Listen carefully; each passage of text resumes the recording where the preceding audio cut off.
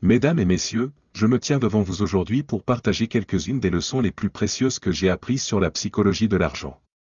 L'argent, mes amis, n'est pas seulement un moyen de transiger des biens et des services. C'est une force puissante qui façonne nos vies, nos choix et nos destinées. Leçon numéro 1, l'argent est un amplificateur. Il a la capacité d'amplifier à la fois le meilleur et le pire en nous. Si vous êtes une personne généreuse, l'argent amplifiera votre générosité et vous permettra de faire un impact positif encore plus grand sur le monde. En revanche, si vous êtes une personne égoïste et cupide, l'argent ne fera qu'approfondir ces traits négatifs en vous. Par conséquent, il est crucial que nous développions une relation saine avec l'argent. Nous devons nous efforcer de l'utiliser comme une force pour le bien. Comme un outil pour créer une vie meilleure pour nous-mêmes et pour ceux qui nous entourent. Ne tombons pas dans le piège de croire que l'argent nous apportera le bonheur en soi. Au lieu de cela, reconnaissons-le comme un moyen de créer une vie de satisfaction, de contribution et d'abondance. Leçon numéro 2, l'argent suit la valeur. Dans un monde axé sur le commerce, il est facile de devenir obsédé par la poursuite de l'argent lui-même. Nous voyons l'attrait de la richesse et du succès tout autour de nous, et nous pouvons être tentés de courir après l'argent comme un objectif final. Mais n'oublions pas que l'argent n'est qu'un reflet de la valeur que nous apportons dans la vie des autres. Si vous voulez gagner plus d'argent, vous devez être prêt à fournir plus de valeur au monde. Efforcez-vous de faire une différence positive dans la vie des autres. Concentrez-vous sur la résolution de problèmes réels, la satisfaction de besoins authentiques et le service aux autres avec excellence. En le faisant, l'argent affluera naturellement dans votre vie comme un sous-produit de votre contribution. Leçon numéro 3, l'argent est un outil, pas un maître.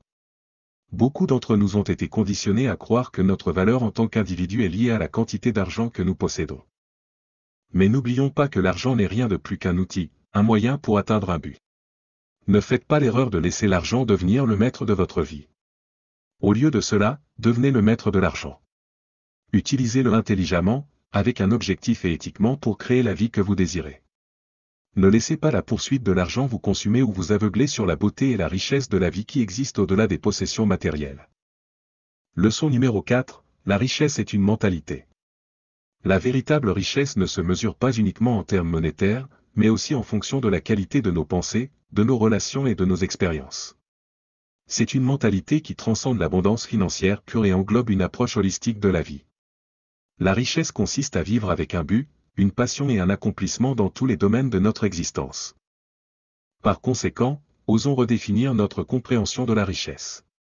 Reconnaissons que la véritable prospérité vient de l'intérieur et se manifeste dans tous les aspects de nos vies. Cultivez une mentalité de richesse en nourrissant votre esprit, votre corps et votre âme, en vous entourant d'influences positives, en fixant des objectifs significatifs et en poursuivant la croissance personnelle avec un engagement indéfectible. Leçon numéro 5, l'argent est un reflet de l'estime de soi. L'argent, dans sa forme la plus simple, est le reflet de la valeur que nous nous accordons. Si nous ne croyons pas que nous méritons la richesse et l'abondance, elle nous échappera. En revanche, si nous cultivons un profond sentiment de valeur personnelle, l'argent affluera dans nos vies sans effort. Par conséquent, je vous exhorte à entreprendre un voyage de découverte de soi et d'autonomisation. Examinez vos croyances sur l'argent et l'abondance, découvrez les croyances limitantes qui pourraient vous empêcher d'atteindre le succès financier, et remplacez ces croyances par des pensées et des affirmations motivantes qui renforcent votre mérite pour l'abondance. Mes chers amis, j'espère que ces leçons sur la psychologie de l'argent ont allumé une étincelle en vous, une étincelle de curiosité, de réflexion sur soi et de transformation. Le chemin vers le succès financier n'est pas facile, mais c'est un voyage qui en vaut la peine. Alors que nous poursuivons notre expédition dans le domaine du développement personnel dans la deuxième partie, puissiez-vous trouver le courage d'affronter vos peurs, d'embrasser votre potentiel et de créer une vie d'abondance et d'accomplissement. Rappelez-vous, la clé pour libérer votre potentiel financier réside en vous. Croyez en vous, investissez dans votre croissance personnelle et le monde répondra de la même manière. Je suis convaincu que chacun d'entre vous est capable d'atteindre la grandeur, non seulement dans le domaine de l'argent, mais dans tous les aspects de la vie. Embrassez le pouvoir de la psychologie de l'argent et laissez-le vous propulser vers un avenir rempli de prospérité, de joie et de but. Une vie épanouissante implique de se connecter avec les autres, famille, collègues, enfants, parents, employés et amis. Que ce soit à travers la collaboration au travail, la cohabitation ou les loisirs passés ensemble, entretenir des relations nécessite d'assumer la responsabilité qui en découle. Prenons les patrons par exemple, combien de patrons connaissez-vous qui seraient complètement perdus sans leur secrétaire? Pas mal. Ils forment une équipe, l'un est sous les projecteurs, l'autre est inestimable dans l'ombre. L'un est un génie des idées, l'autre est un génie des détails. Ils travaillent ensemble, sinon cela ne fonctionnerait pas du tout. Bien sûr, vous devez être responsable de vous-même et envers vous-même avant de pouvoir être responsable envers une autre personne. Vous devez être le meilleur possible pour pouvoir apporter le meilleur de vous-même à n'importe quelle relation. Et c'est là que réside le lien avec la construction de votre ambition, vous construisez vous-même afin de pouvoir construire des relations mutuellement bénéfiques. Avec cela à l'esprit, discutons de quelques moyens de construire des relations. La plupart de ces conseils sont destinés à la construction de relations d'affaires, établir des contacts, cultiver de bonnes relations de travail avec les collègues, les fournisseurs, les prospects, les clients futurs, les clients actuels et les clients passés. Cependant, rappelez-vous que nous sommes tous des êtres humains, quelle que soit notre profession, et bon nombre de ces conseils fonctionnent également bien pour construire d'autres relations. Commençons par la gentillesse. À quel point devez-vous être gentil? Aussi gentil que possible. À qui devez-vous être gentil? À tous ceux avec lesquels vous entrez en contact, des chauffeurs de taxi aux réceptionnistes d'hôtel, des serveurs aux commis de magasin, des passants aux personnes dans votre bureau, et les personnes à la maison. Soyez gentil avec tout le monde. Et voici pourquoi une parole gentille va loin, quelqu'un passe une mauvaise journée, et vous ne savez pas qu'il passe une mauvaise journée, mais quelqu'un se sent vraiment mal. Et vous offrez une parole gentille. Peut-être n'est-ce qu'un simple bonjour amical, comment ça va? Peut-être est-ce juste prendre une minute ou deux pour écouter ce que quelqu'un a à dire. Mais vos quelques mots de gentillesse ou vos quelques minutes d'attention pourraient changer la journée de quelqu'un, pourraient le faire se sentir plus précieux, plus pris en charge.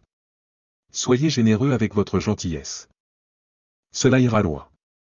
Les gens se souviendront, que vous les connaissiez ou non. Si vous êtes dans un restaurant bondé et que vous êtes particulièrement gentil avec le serveur, devinez quoi? Il se souviendra de vous la prochaine fois que vous viendrez, et alors devinez ce qui se passera? Vous obtiendrez encore un meilleur service. Quand vous donnez de la gentillesse, ce n'est pas perdu, c'est investi. Cela vous reviendra. La gentillesse, c'est si important dans tous les aspects de votre vie. C'est si important pour construire de bonnes relations avec les autres. Maintenant, voici ce qui est aussi important, la sensibilité. Être touché par les expériences des autres, être sensible aux autres, comprendre la situation des autres, ouvrir votre cœur, votre esprit et votre attention pour répondre aux besoins des autres, les personnes avec qui vous travaillez. Les personnes avec qui vous vivez. Se mettre à la place de quelqu'un d'autre, voir si vous pouvez comprendre ce qui se passe dans son cœur. S'il y a un problème, vous devez être suffisamment sensible pour poser quelques questions. Pas une question, mais plusieurs questions. Parfois, vous ne parviendrez même pas à la racine du problème avant d'avoir posé 2 ou 3 questions. La plupart des gens ne révéleront pas le problème à la première question. Vous dites, Marie, comment vas-tu aujourd'hui? Comment vont les choses? Et elle répond, eh bien, tout va bien, et vous pouvez dire par la manière dont elle le dit que tout ne va pas bien. Et la plupart d'entre nous ne veulent pas dire directement quel est le vrai problème à moins que 2 critères ne soient remplis. Premièrement, nous parlons à quelqu'un en qui nous pouvons avoir confiance. Et deuxièmement, nous parlons à quelqu'un qui se soucie vraiment. Donc, parfois, il faut cette deuxième question, peut-être une troisième, et peut-être une quatrième avant que la confiance ne se construise et que la personne comprenne enfin que vous vous souciez. Ensuite, ils sont prêts à vous dire ce qui se passe réellement dans leur esprit.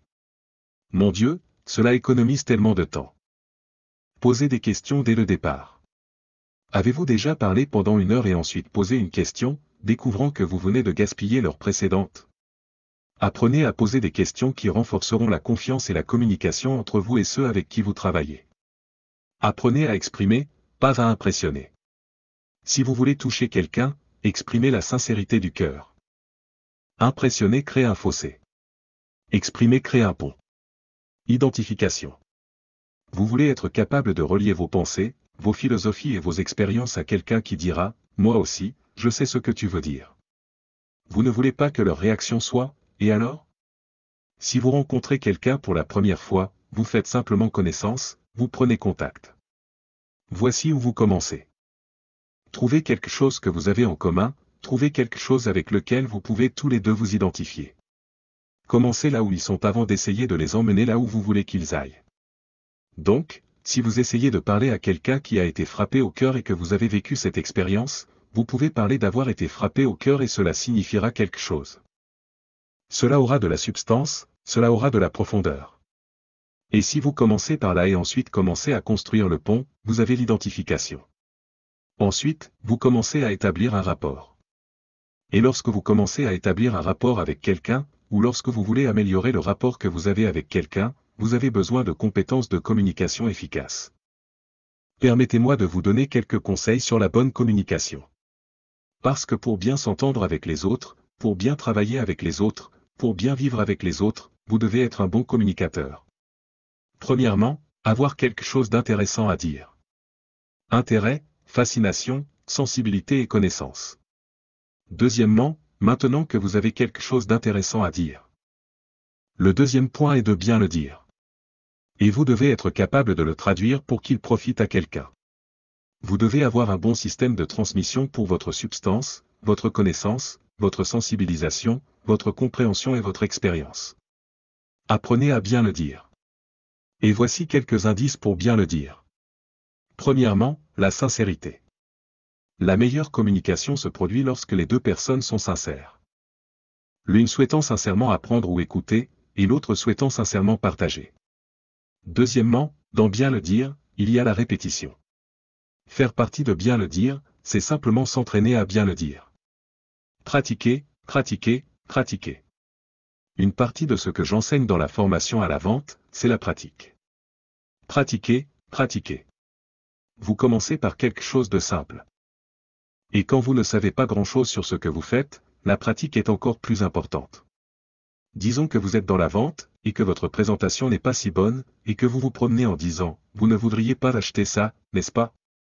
Je vous le dis, peut-être que si vous dites cela assez souvent pendant la journée, quelqu'un pourrait dire, eh bien, peut-être que je le ferai. Qu'est-ce que vous vendez? Maintenant, vous ne pouvez pas dire, occupez-vous de vos affaires. Non. Une fois que vous avez ouvert la porte, vous devez passer par là. Voici ce qui se passe si vous pratiquez dans la vente, vous êtes sûr de réaliser des ventes. Quelqu'un demandera ce que vous vendez, et vous devrez le dire. Peut-être qu'ils le voudront. Vous êtes sûr de vous améliorer. Si vous pratiquez, vous améliorerez votre présentation de vente, vos compétences d'écoute avec les prospects, votre capacité à conclure la vente et votre capacité à gagner votre vie. La pratique est tout aussi précieuse qu'une vente car ce qui est précieux dans la vente, c'est la compétence. Une vente vous fera gagner votre vie, les compétences vous feront fortune. Alors, pratiquez votre présentation et votre capacité à communiquer ce que vous savez. Même ceux qui disent « Non, je ne suis pas intéressé » sont précieux car ils vous permettent de pratiquer votre présentation. Surtout lorsque vous débutez, vous pourriez même envisager de les payer pour vous écouter pratiquer. Soyez reconnaissant pour les « non ». La pratique vous aide à développer des compétences, et les compétences rendent votre travail plus précieux. Si vous vendez simplement, vous pouvez gagner votre vie. Si vous vendez habilement, vous pouvez faire fortune. Si vous parlez simplement, vous pouvez maintenir une famille unie. Si vous parlez habilement, vous pouvez construire des rêves et un avenir. La différence réside dans la compétence. Vous pouvez abattre un arbre avec un marteau, mais cela prend environ 30 jours. Si vous échangez le marteau contre une hache, vous pouvez abattre l'arbre en environ 30 minutes. La différence entre 30 minutes et 30 jours réside dans l'outil. Votre meilleur outil de communication est votre compétence, alors pratiquez pour acquérir la compétence de bien dire les choses. Faire partie de bien le dire est la sincérité, la prochaine partie est la répétition. Voici un autre élément pour bien le dire, la brièveté. Parfois, vous n'avez pas besoin de beaucoup, juste assez. Plus vous en savez, plus vous pouvez être bref car vous pouvez rendre les mots plus efficaces. Jésus était bref lorsqu'il constituait son équipe. Il se promenait simplement dans la campagne et de temps en temps, il voyait quelqu'un qu'il voulait dans son équipe et disait, « Toi, suis-moi ». C'est court, c'est bref. Pourquoi Jésus pouvait-il être si bref et pourtant si efficace? Pour tout ce qu'il était, il n'avait pas besoin de dire beaucoup. Lorsque vous devenez plus grand, lorsque vous devenez plus fort, vous devenez une personne de meilleure réputation. Lorsque vous arrivez, votre réputation peut vous précéder, donc vous n'avez pas besoin de dire beaucoup. Si votre réputation vous a précédé, elle fera une grande partie du travail pour vous avant même que vous n'arriviez. Ensuite, il y a le style. Faire partie de bien le dire est le style. Soyez un étudiant du style, une variété de styles, puis assurez-vous de développer le vôtre. Soyez un étudiant mais développez le vôtre. Ne soyez pas quelqu'un d'autre. Laissez quelqu'un d'autre vous influencer, mais ne devenez pas cette personne. Développez votre propre style. Voici un autre conseil pour bien le dire. Le vocabulaire. Vous devez avoir un bon vocabulaire pour bien le dire. Nous ne pouvons traduire pour les autres qu'avec les outils appelés vocabulaire.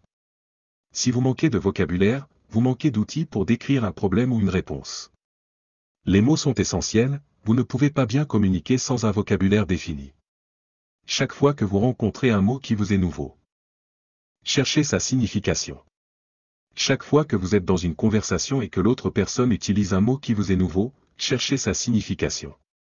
La plupart du temps, vous pouvez comprendre la signification d'un nouveau mot en fonction de son utilisation, mais si ce n'est pas le cas, assurez-vous de retenir votre réponse jusqu'à ce que vous soyez sûr.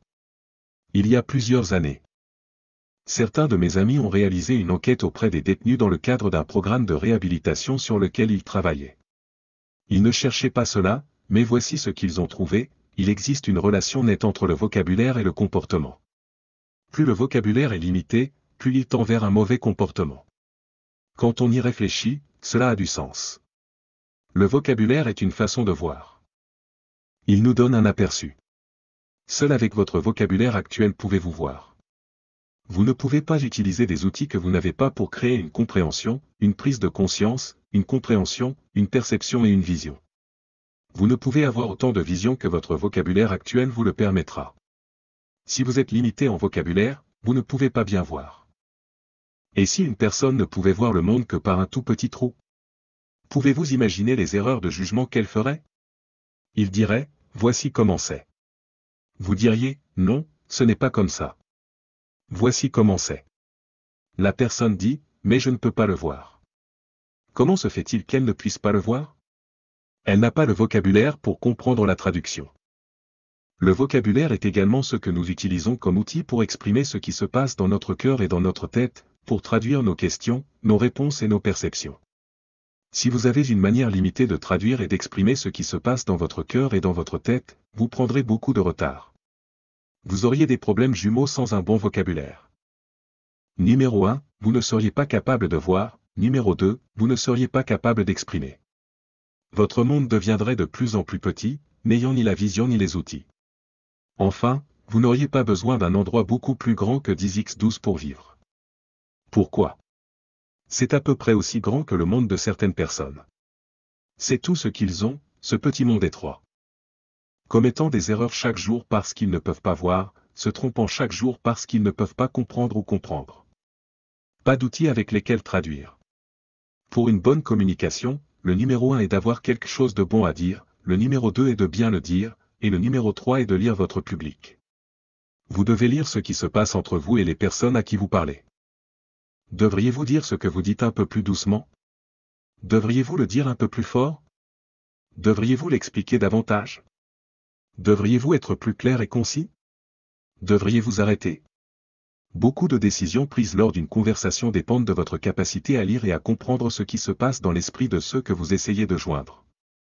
Peu importe que vous regardiez le visage d'un enfant, le visage d'un collègue ou 1000 visages dans une audience, vous devez lire ce qui se passe. Vous devez faire attention. Alors laissez-moi vous donner quelques moyens de lire votre public. Le premier est de lire ce que vous voyez. Scrutez le visage d'un enfant et voyez si vous êtes compris. Voyez s'ils ont l'air perplexes, voyez s'ils comprennent, ou s'ils ne comprennent pas. Le langage corporel nous en dit long. Regardez comment les personnes à qui vous parlez sont assises, ce qu'elles font avec leurs mains, leurs yeux. Si un gars a les bras croisés, les jambes croisées, le menton rentré et fait la moue, vous avez du pain sur la planche. Ce gars ne sera pas facile à atteindre. Si une dame se lève derrière son bureau, vous devez vous dépêcher. Elle n'écoutera pas beaucoup plus longtemps, vous devez probablement accélérer le rythme et aller droit au but. Donc, le premier est de lire ce que vous voyez. Le deuxième est de lire ce que vous entendez. Vous devez être un bon auditeur pour être un bon communicateur. Obtenez des commentaires. Écoutez pour être un bon parent. Pour bien parler, vous devez bien écouter. C'est si précieux. Obtenez les commentaires. Ce que vous entendez peut vous aider à changer de vitesse, être un peu plus fort, être un peu plus doux. Trouvez une autre illustration si celle-ci ne fonctionne pas, cherchez un autre moyen de le dire. Devenez sensible aux mots de quelqu'un d'autre, pas seulement en vous préparant à parler lorsque l'autre personne a terminé. Écoutez et repérez ces signaux que nous donnent les mots de retour.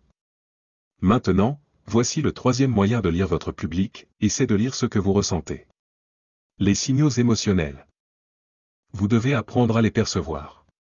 Saisissez ces sentiments. Les femmes semblent simplement avoir cette partie intégrée. Les hommes peuvent l'apprendre, mais les femmes l'ont. Une femme dit, ça ne semble pas juste, ça ne semble tout simplement pas juste. Un homme dit, qu'est-ce que ça veut dire, ça ne semble pas juste? Elle dit, c'est quelque chose. Il dit, quelque chose. Quelque chose quoi? Elle dit, je te le dis, quelque chose ne semble pas juste. Maintenant, les hommes peuvent l'apprendre, mais les femmes l'ont. Apprenez à lire vos émotions, apprenez à lire ce que les autres ressentent afin de pouvoir ajuster votre communication, afin de pouvoir ajuster votre approche, afin de pouvoir transmettre votre message, afin de pouvoir bien communiquer. La communication consiste à avoir quelque chose à dire et à bien le dire. La communication est l'un des ingrédients clés pour pouvoir bien travailler avec les autres, pour pouvoir développer notre ambition en travaillant bien avec les autres.